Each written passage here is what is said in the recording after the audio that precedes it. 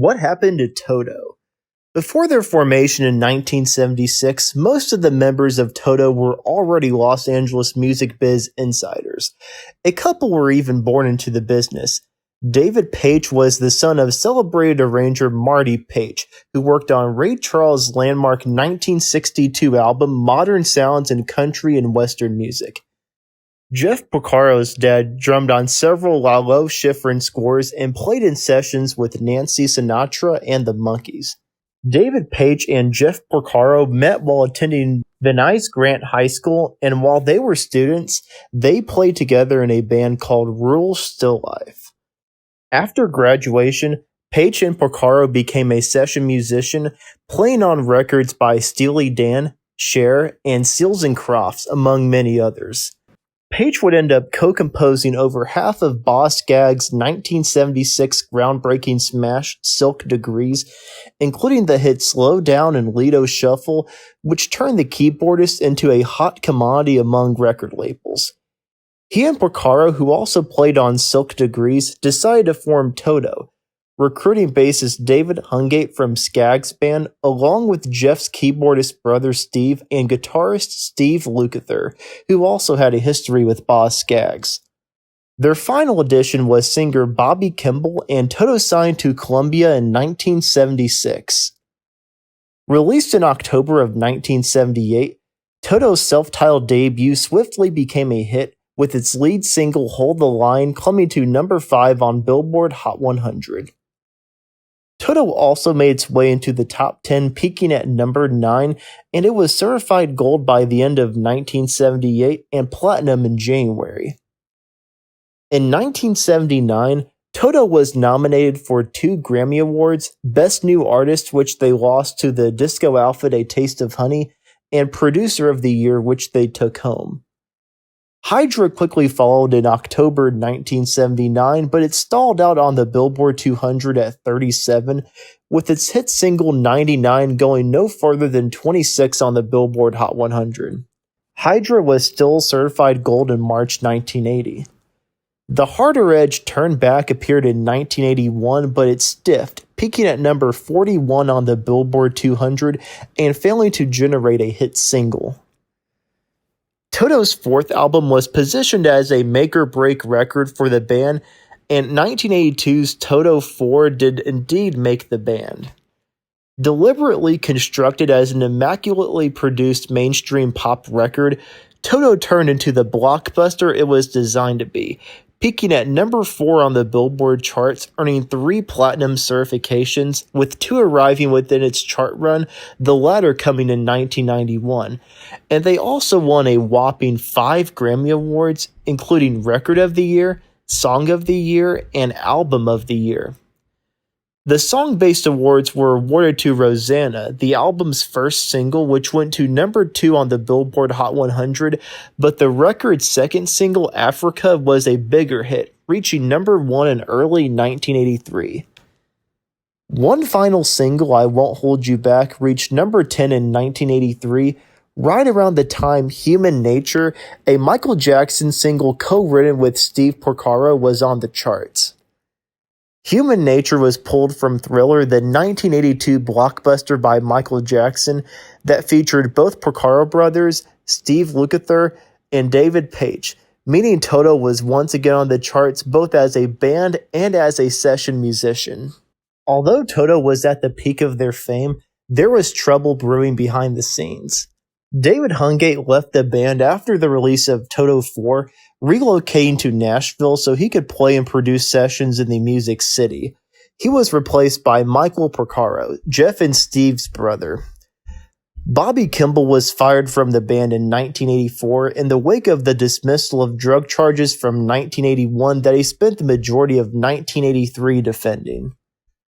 TOTO regrouped by composing and recording the score to David Lynch's adaptation of Frank Herbert's sci-fi classic Dune, and by the time the soundtrack hit the shelves in December 1984, the band delivered Isolation.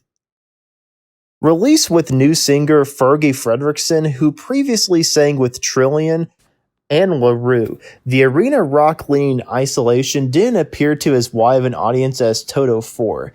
It peaked at number 42 on the Billboard 200, going gold in February 1985, with its first single, Stranger in Town, reaching number 30.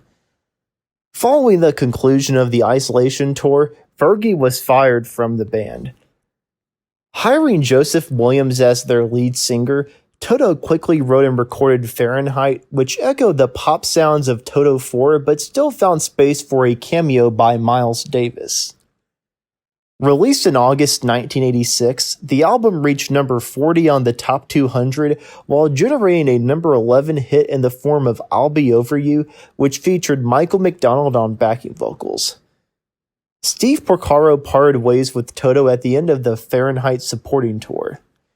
He showed up on some dates on the tour for 1988's The Seventh One, which became their last album to feature a top 40 single in the form of Pamela, which peaked at 22. Once the Seventh One album cycle was completed, TOTO entered a period of turmoil. Joseph Williams left the band and was replaced by Jean-Michel Byron, but his time with TOTO was brief. He recorded new songs for the 1999 compilation Past to Present 1970 to 1990 before being fired after its supporting tour. Steve Lukather took the lead vocal spot for Kingdom of Desire, which appeared in Europe in 1992 and America in 1993. Before Kingdom of Desire had its initial release, Jeff Porcaro died of a heart attack while gardening at home on August 5, 1992. TOTO replaced their founding member with Simon Phillips, who had previously played with Lukather on a tour with Jeff Beck and Carlos Santana in 1986. This new version of the band was showcased on the 1993 live album Absolutely Live, which was recorded 2 months after Jeff Porcaro's death. The new lineup made its first studio album, Tamboo, in 1996. TOTO celebrated their 20th anniversary in 1998 with the release of TOTO 20, a collection of rarities, outtakes, and demos. Bobby Kimball, the band's original lead singer, rejoined TOTO in 1998, and the group released Minefields in March 1999, supporting it with a tour that was dubbed as a reunion, and the tour was captured on the 1999 album Live Fields. Through the Looking Glass, a collection of covers appeared in 2002, followed by a tour celebrating the band's 25th anniversary. The tour was documented on the 2003 set Live in Amsterdam. Over the next few years, TOTO experienced some upheavals in their lineup as David Paich sat out several concerts between 2003 and 2005. Greg Valingans was hired as his substitute, and by 2005, he became the band's full-time touring keyboardist, with Paich remaining a member of TOTO in the studio. Falling in between, the group's first collection of original material since Minefields appeared in 2006. On its supporting tour, bassist Mike Porcaro sat out the 2007 dates, with Leland Sklar taking his place and appearing on the 2007 live set Falling in Between Live. On June 5, 2008, Steve Lukather announced on his website that there is no more TOTO, but instead of breaking up for good, the band entered a 2-year hiatus. In February 2010, the group reunited for concerts to benefit Mike Porcaro, who had recently been diagnosed with ALS. Nathan East took Mike's place, and Joseph Williams came back aboard as lead singer, replacing Bobby Kimball. The 2010 tour was a success, leading to subsequent tours in 2011 and 2012. A 35th anniversary tour followed in 2013, with Simon Phillips leaving the band in January 2014. He was replaced by Keith Carlock, who previously played with Steely Dan, John Mayer, and Sting. Nathan East left not long afterward, replaced by original bassist Dave Hungate. TOTO 14, which featured Hungate on some tracks and Paich on all cuts, appeared in March 2015. Just before its release, Mike Porcaro died from complications from ALS. Toto toured through 2015, playing several co-headlining dates with Yes. By that time, Carlock had left the band, with his replacement being Shannon Forrest. Toto also rounded out their touring lineup in 2015 with percussionist Lenny Castro, who had played with the band in the 80s.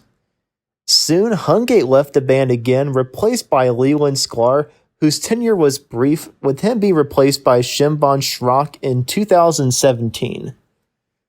Toto planned 2018 as a 40th anniversary celebration, releasing the compilation 40 Trips Around the Sun in commemoration of their founding and planning a supporting tour.